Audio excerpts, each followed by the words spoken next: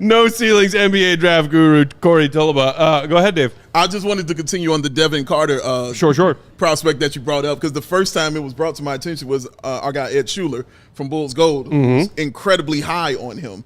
And I was on their show, Flex. I was just on their show talking about it, and I told him to break it down for me. And everything he said to me, Corey, I said to him, but dude, you know this does sound like Chris Dunn, right? Like everything you say to me sounds just like Chris Dunn. And he was said, no, it's nothing like that. It's not like Chris Dunn at all. He said, don't worry about the shooting. Everything that you suggest that's exactly how he said about him. So what about him that you have seen just makes him that kind of dog that can actually change things for this Bulls franchise?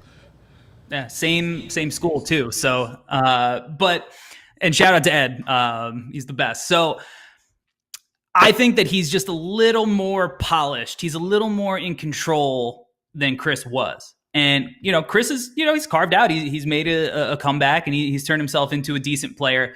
But I think that when you were looking at Chris Dunn, the prospect, you were like, I'm going to take this dude maybe at 3 or at 5. Can he turn into like Dwayne Wade? I'm pretty sure that was a name that people were throwing around at that time.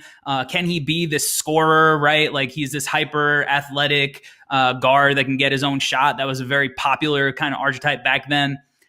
Devin Carter is very much in the vein of like, people have expectations that he's going to be like a Josh Hart in this draft. Like he's averaging over 8 rebounds a game as a guard. And if you want to get super nerdy, it's like way better than statistically, like than every prospect that's been drafted that's a 6'3" guard and hit. Like he's the best rebounding guard like in the last 6 years or so.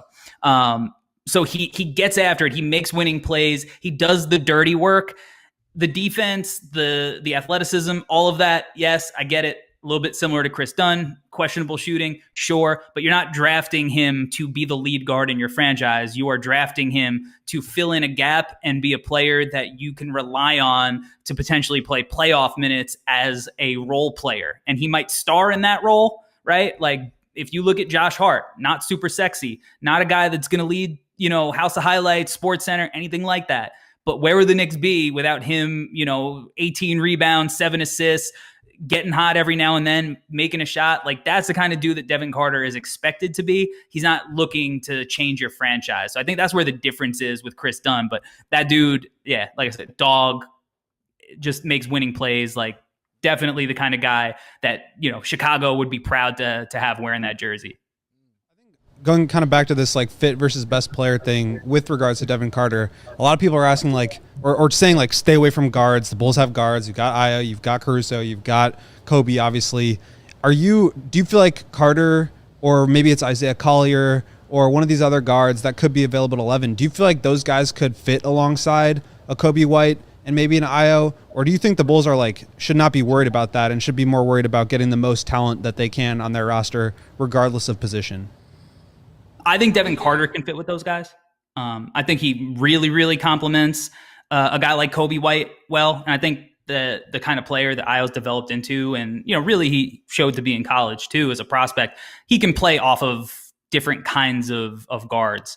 Isaiah Collier, I'm a little less confident. He's a guy that really needs the ball in his hands a lot. And depending on who else, if DeMar is still here, I just don't see him having a role here that's going to maximize what he is. Like he needs a high usage role. He's a good playmaker, but he's a little out of control, sometimes a lot out of control.